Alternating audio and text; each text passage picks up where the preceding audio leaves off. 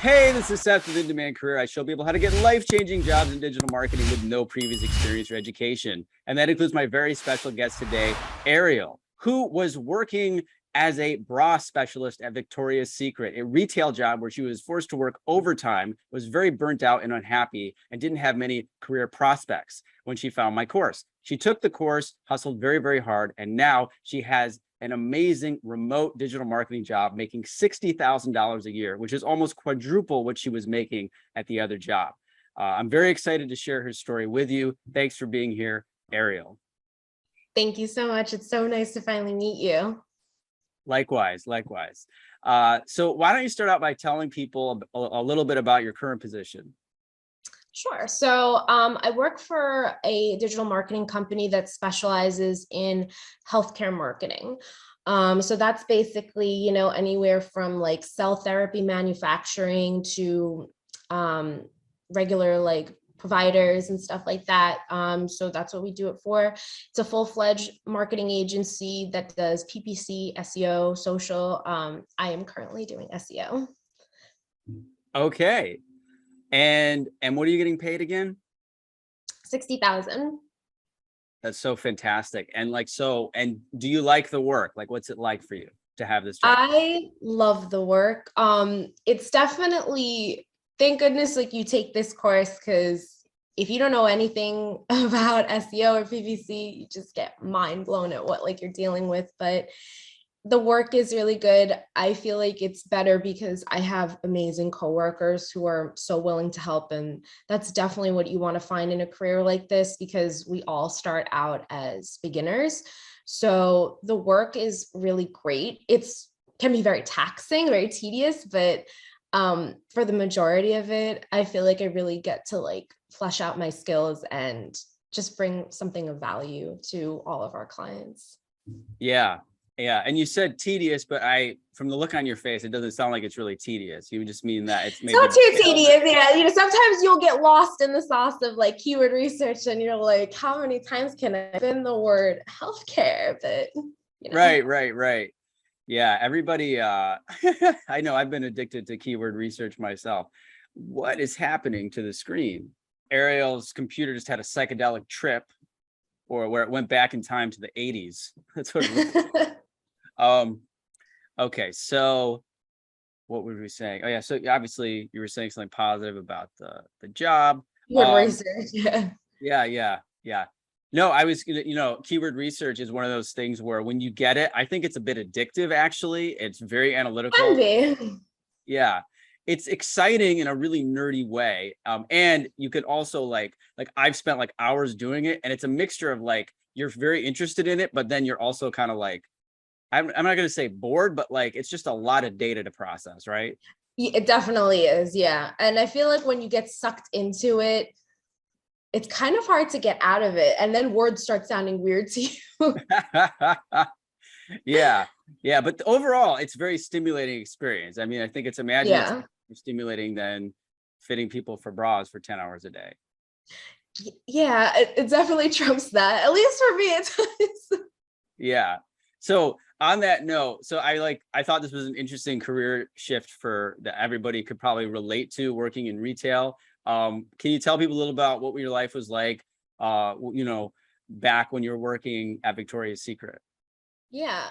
So working at Victoria's Secret, I feel like there's so many retail jobs out there, but the thing, at least the way it was before, was Victoria's Secret is very sales, hands-on. It's not you just work at the register, and if someone asks you for help, you help them. It's you ask the person if they need help, and you have to get that sale.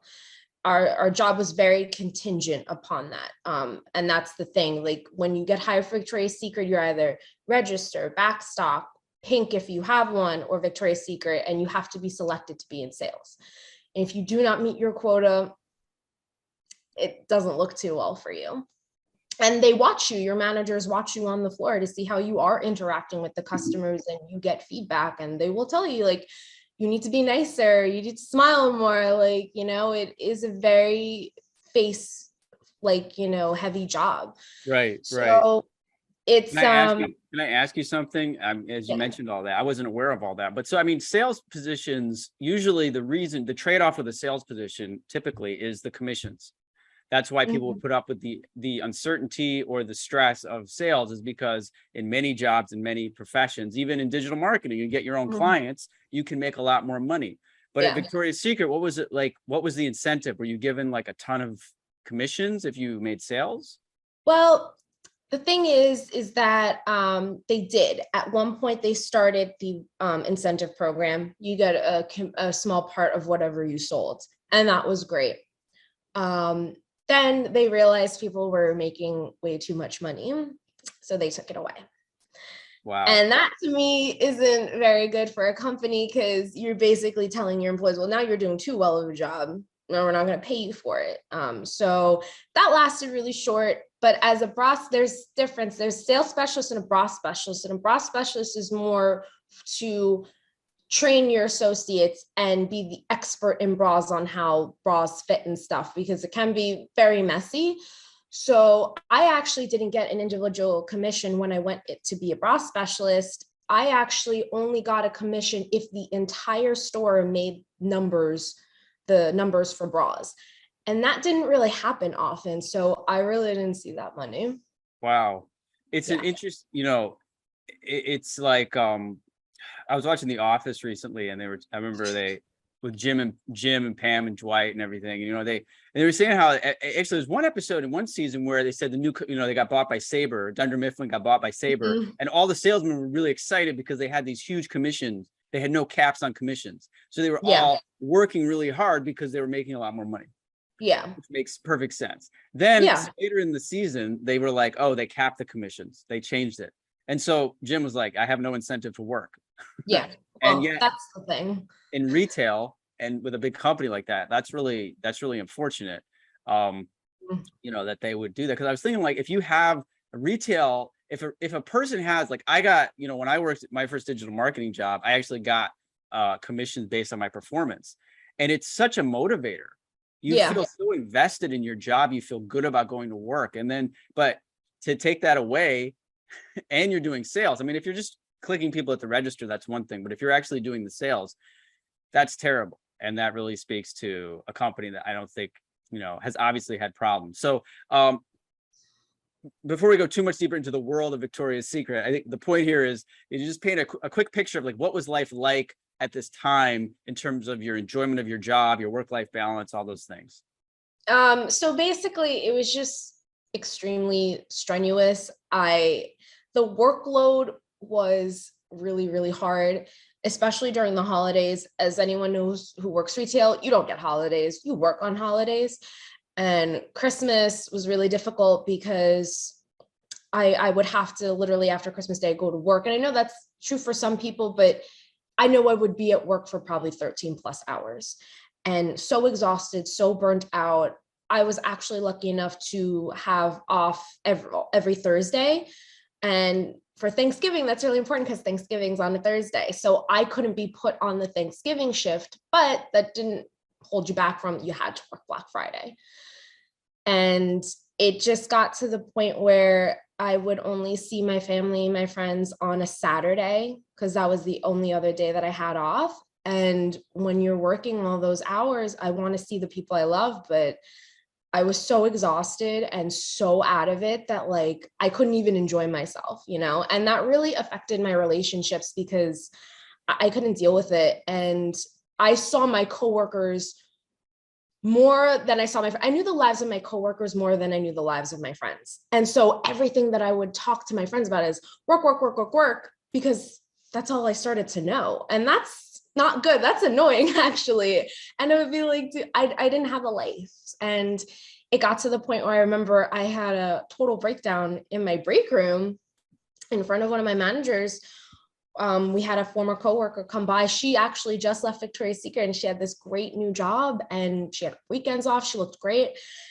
And I remember I started crying and I was like, I can't do this anymore. Like, this is killing me. It's breaking me down. And I feel like when you work for somewhere that long and you really place all your value into a place like that, you're afraid to leave because you don't think you can do anything else, Wow. That's a very vivid picture you're painting. I'm sure a lot of people can relate to the, it's really, I think it speaks to what's happened this last year or so with people quitting their jobs, because I think they're getting fed up with the, you know, you work, you have more opportunities in America, and that's why you're able to make this change. But a lot of people get stuck, and you have to work so hard to pay for the basics, to live. And what kind of money were you making for all of this stress? It was, I think the last time I worked there, I was getting paid at most. I had to fight for this like $19 an hour. Wow.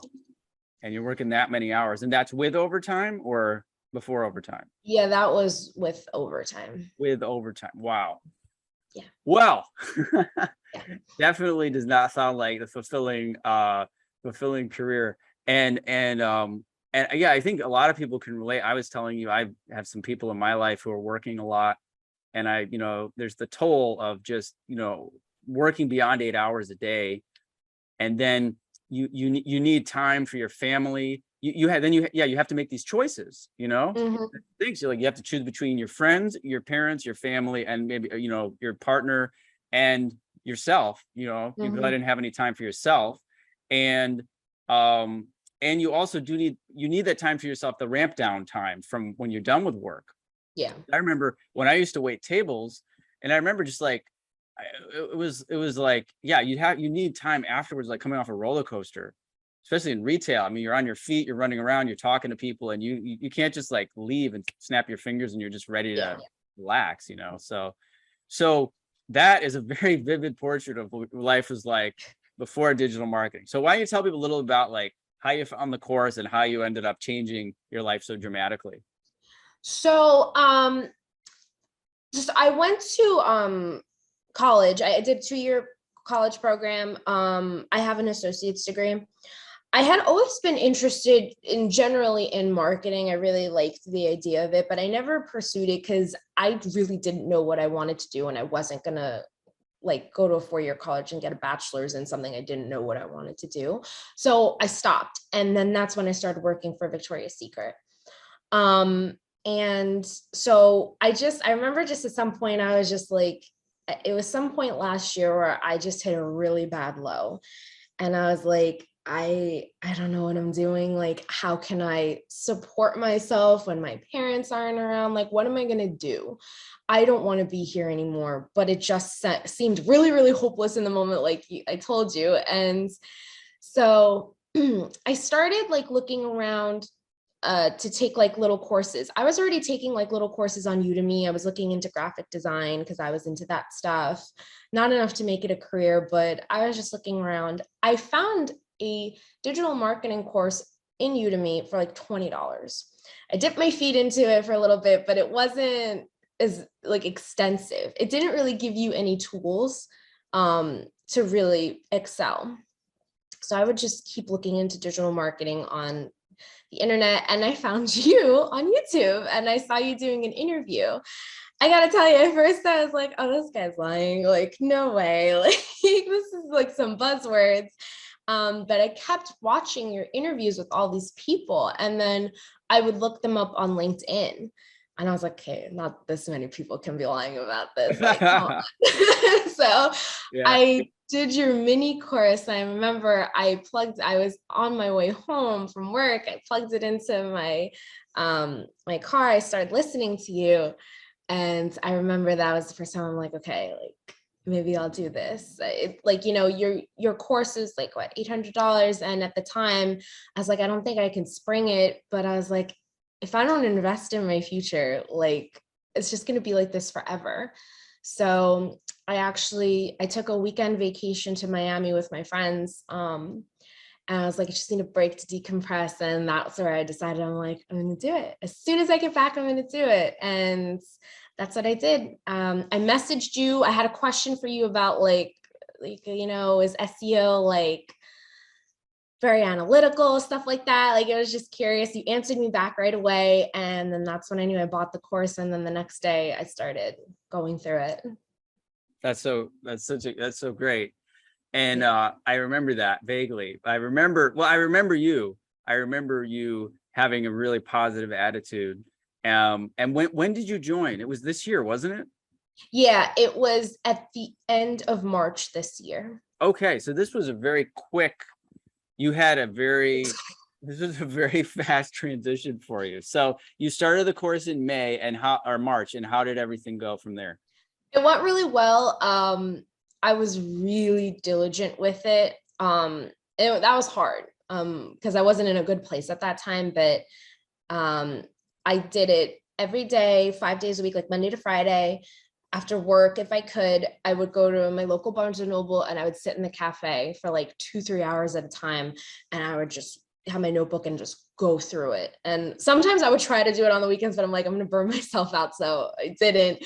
But I timed out how long it would take for me to do the course. I did all the sections. I did PPC, SEO, and social. I did all of the things you said to do. I built the WordPress site. That was almost a breaking point because WordPress was just not doing it with me. And I remember sitting there and I was like, I can't do this. This is my end. Like, but I pushed through it. When I actually got the site up and I connected like analytics to it, I did see a little bit of viewership on there, which was really cool. And I was like, wow, like you feel really motivated and proud of yourself in that moment. Mhm. So yeah, it took me about a full month. And then the first week of May, I started applying for jobs. Wow. Yeah. Yeah, you really went for it. And you Yeah. were, yeah, you said you were diligent. That's a great word. And Yeah. so I want to know, like, so then, yeah, how did the job application process go? So the first week I was applying to like 10 jobs a day. Within the first week, I heard back from two, which was really great. The first one I interviewed for, I really love them. I was really hoping I was going to get it, but that doesn't usually happen. I had 2 interviews with them and I did a skills assessment. And then I obviously didn't get that one. And that Well, was what it was. I just want to interrupt you for a second Yeah. because it does happen, you know, and Yeah. obviously you've ended up in a company that you really love. But I mean, you did. I just want to acknowledge you because you did so much. I mean, you took on the course. You followed these. You learned a completely new skill set. And as I tell people, there's people at like Full Sail University paying $60,000 for a digital marketing degree who aren't even learning anything you're learning in the first 2 years. Yeah. I almost was one of those people because I kept getting ads from there and I was like, maybe I should just Yeah, do they've got a that. crazy marketing budget, bigger than me, and Yeah. it's unfortunate. But I'm saying is you already you just acknowledge. I'm just acknowledging you because you already did so much to get an interview at a company like that, and to even get to the second or third round and get to a skills test is fantastic. It's an incredible Yeah. accomplishment. I mean, if you're watching the video, guys, I mean, you really got to know that. I've told you, I've had students who are college graduates who cannot get a single job interview or response. I literally had a student, 100 resumes sent out, no response. So if you got that, you know, and I get some students in the past who've said to me like, "Oh, I can't find a job. It's been a month or something." I'm like, "Dude, first of all, be patient." They're like, "Yeah, I had 8 interviews," and I'm like, "Well, dude, that is a huge accomplishment. And if you're not getting hired, then it's usually a cultural fit issue or a communications issue that you have to handle separately. But you clearly have communication skills. I mean, it was your last job, and you obviously know how to talk to people. So, and that first, again, I always try to encourage everybody and remind you that the interview is a process. So that first interview, don't get attached to it. Look at it like Yeah. practice, you know? Yeah. That's what I started to do after so many. It took me 2 months.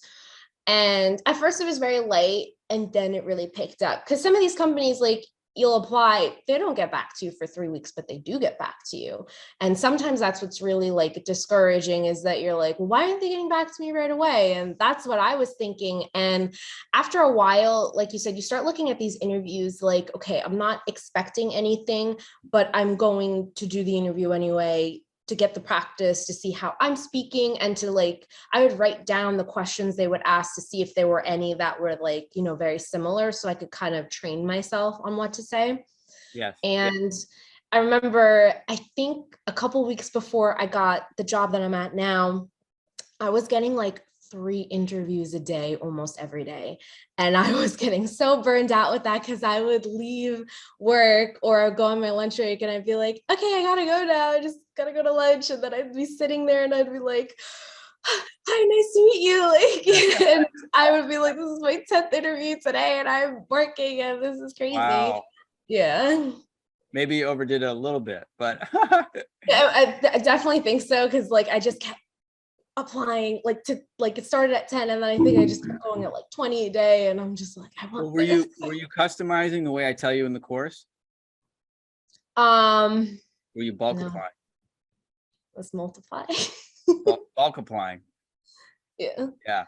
Which is, you'll still get responses, but I mean, it's Yeah. got a lot of interviews from that, but Yeah. I always say I try to tell people to do like 2 or 3 a day, really put care into it, but I was very overzealous.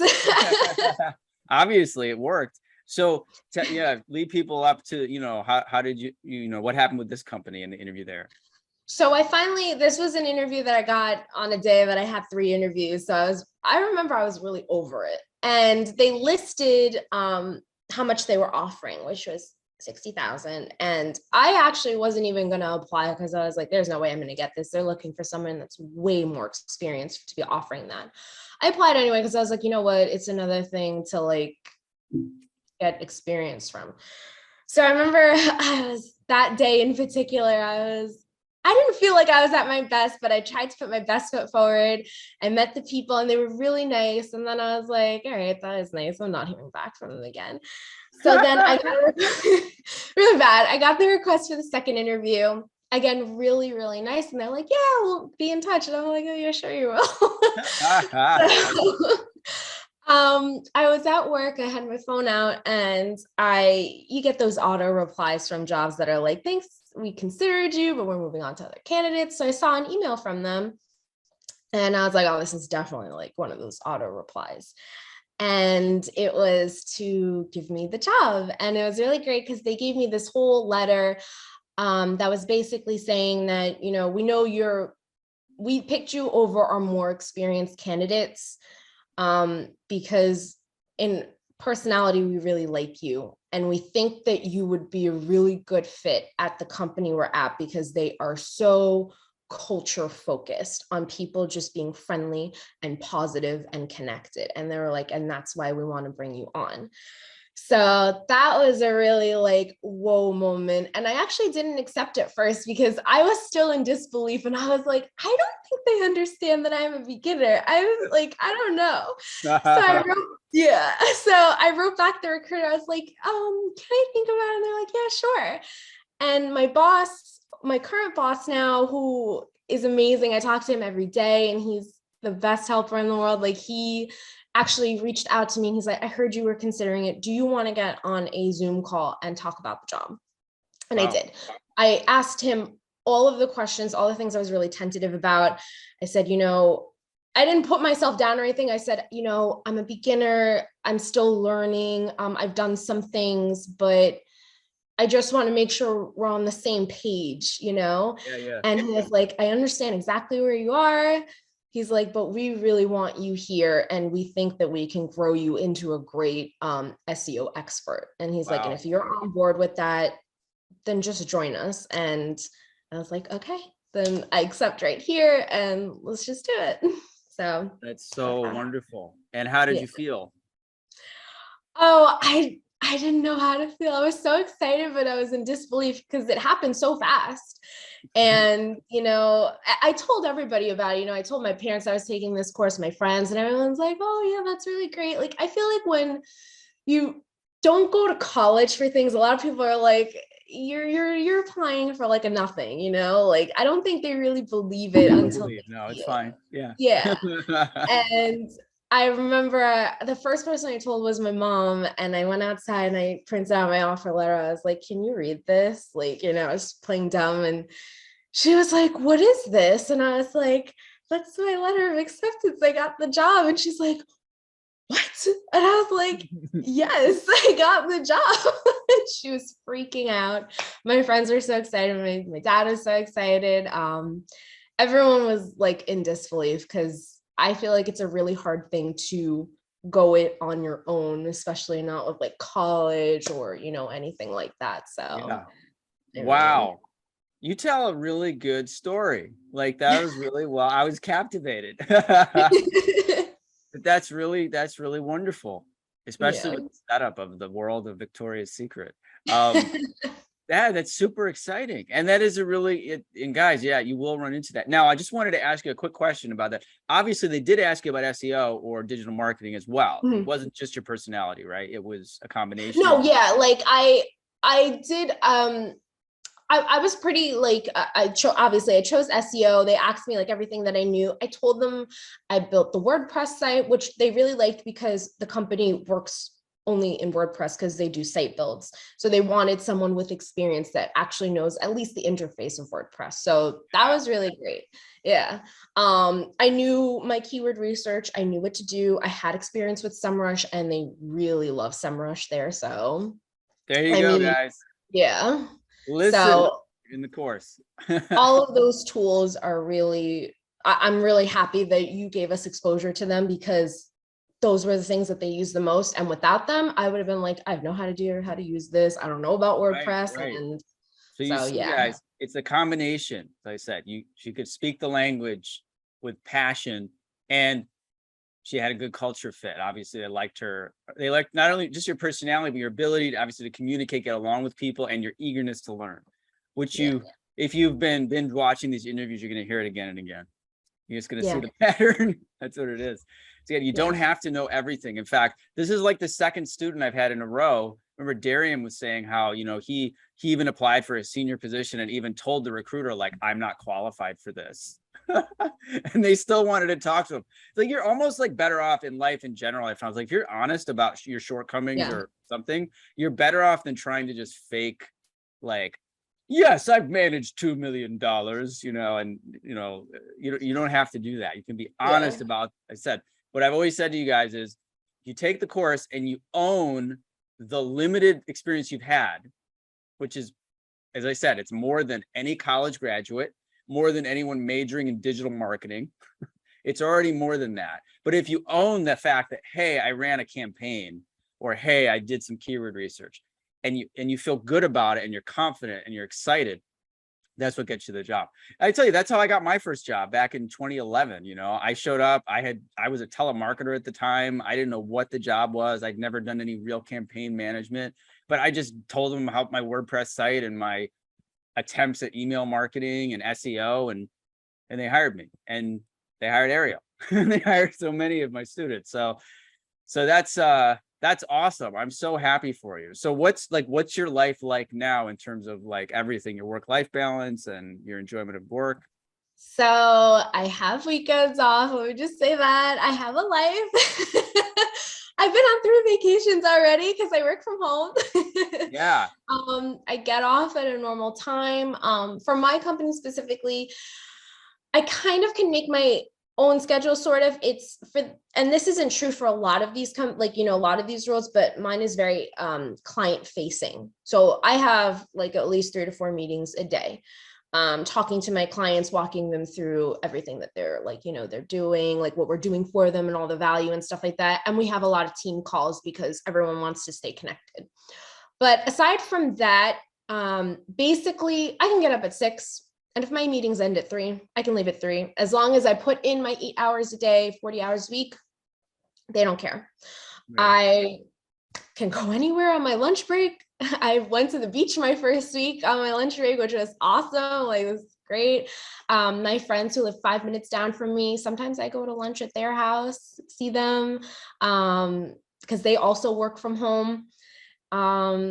I have a lot of time to do anything I want. I picked up my hobbies again. Like, I feel like this job not only gave me more money and more stability, but I feel like it really gave me back like my life, because now I have the opportunity to travel more, which is what I always wanted to do, to read more, to just spend more time with like the people I love, and just to do what I want to do and not have someone like holding your head underwater telling you like you got to work to death and like that's it, like that's all there is to life. And that's not me anymore. That's fantastic. I couldn't have said it better myself. God, there's so many things I could say, but I just wanted to point out, speak to one quick thing, because I know, I've done videos about the personality type for digital marketing, and a lot of my students are introverted or are very comfortable sitting in front of the computer. And I'm imagining some of your job is obviously doing the actual account work itself, Yeah. but you're also client facing, which I encourage people who say they're introverted to open up to the possibility that could actually train yourself to be more have better communication skills, because I've had introverted students who, once they get a passion for digital marketing, they find it very easy to talk to people. And really what you need to do is speak to these clients in plain English. That's why I teach my course the way I do, in plain English. But I can see now, like, I like to tell people, hey, if you're bilingual, that's a great extra skill set that could help you get a job. And it was like, if you are a person who does have an outgoing personality, then there are client facing roles available where what I can imagine is, and again, I've hired in this field, is that they might have gotten a lot of applicants who are more experienced and probably were really maybe technically skilled, maybe 5 years of experience, but they don't know how to talk to people. Yeah. That's what I imagine happened. Yeah, here they are very there's a mix of people at my company, which is great. And a lot of them are quieter than others. And I remember when I applied for the job, before they asked for the interview, the recruiter actually messaged me and she said, hey, this job is 80% client facing. Are you comfortable with that? And I was like, for me, I was like, yes. For some people, they're like, you know what? No, I'm not. And that's not for you. And that's totally fine. Like, I'm an SEO strategist. We have SEO associates who don't speak to the clients and who are more behind the scenes, and that's their thing. So I don't know, maybe if I said no, maybe they would have been like, okay, you can maybe apply for the associate job then, since you're not comfortable with that. And that's great. But I definitely do think it's important to push yourself to try, because I feel like then you really, like, I feel like when you push and you try, I feel like you feel better about yourself, like for me, I feel like technical SEO was my blind spot, and I was really afraid of it because I was afraid I was going to break something. But now I'm moving into more technical stuff in the training part of my job, and it's hard, but I push myself to do it. And now I'm starting to like it. I feel like when you're willing to expand your skills, the company is more willing to give you raises, work with you, just give you more notoriety, I would say. Yeah, that's good advice. Yeah, I mean, the whole process, if you're in the course, you're pushing yourself in a way, because you're learning something new. Learning is a skill set in of itself. I have been trying to learn Thai and some other things here as an adult person. I was like, it's very different than when I was like 10 or 11. I was like, I love learning, and I was just goofy, and I just like to absorb information. I got older, and your brain's like shut down, and you get identified. Oh, I'm this way, I'm that way, and I'm not going to change. Yeah. And so it takes something, whether you're in the course and you're just learning the basics of WordPress, and you're applying, you're getting into a whole new career. I'm just acknowledging you guys because you're already taking on more than people in the general public, but keep pushing yourself, because there is a lot of value there. I mean, I got a lot of satisfaction from hearing what you're saying. Like you had maybe more of the social skills, but you didn't feel you had the technical skills, but now you're pushing yourself into where you weren't comfortable. And if you're somebody who feels like, may have the technical skills, but you don't have the social skills can be learned in practice. You guys won't believe this, I was not always this well-spoken person in my life. I was kind of awkward, and I still can be awkward. But I took a lot of seminars and courses and got mentorship about relationships, communication, mindset, all these things. So you really can learn and expand and grow and change anything. And you can even change from being an overworked bra specialist to a very happy $60K a year digital marketer like Ariel. So this is a great story, and I'm so happy for you that you have all this freedom. You're right, it goes so much further beyond just the paycheck. So I'm just really happy for you, and I want to thank you for sharing your story with us. Is there anything you want to say to me or anybody watching the video now who is thinking about taking the course? I would just say, just do it. Don't waste the time trying to obviously think about it, you got to weigh your options and everything, but I feel like there's no harm in doing it at all. I feel like it's so great because there's such a community of people. I reached out to so many people when I was taking the course because it is really easy to get bogged down in anything you're trying to pursue. And I feel like the thing I really learned is just push. Even if you have to take a break, just push, just do it. Because I really feel like there really was no downside. Everybody that I've seen has taken this course. If they completed it and they did what you said, they all found jobs. And I feel like for me, what worked is I was really into manifestations at the time. I wrote down every day, like what I wanted to do. I feel like find what works for you to motivate yourself. Nobody else can do it for you. Like my parents and my friends, they were like, good luck and I hope you get it, but they can't do it for you. You have to do it for you. And I feel like if you just find that purpose, you can do it. Awesome. Very well said. Very well said. And is there anything else you want to say to me before we end the interview? Just thank you so much. You changed my life and I'm so happy I found you and all the people that work with you. It's been a very fast but like amazing journey and I can't thank you enough. You are so welcome. It's my great pleasure. And yeah, I'm moved by your story. So thanks for sharing it with everybody. I think people are really going to enjoy the interview. Can people reach out to you on LinkedIn if they have any questions? Yeah, of course. It's Ariel, Ariel, Faceri, F as in Frank, Oceri. I can just put the link in the video. Oh, okay. No, because I think there's some letters and numbers in there too. Yeah. But cool. Yeah.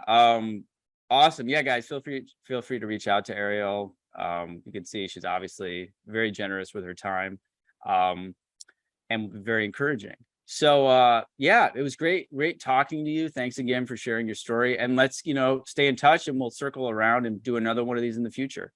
Yeah, of course. Thank you.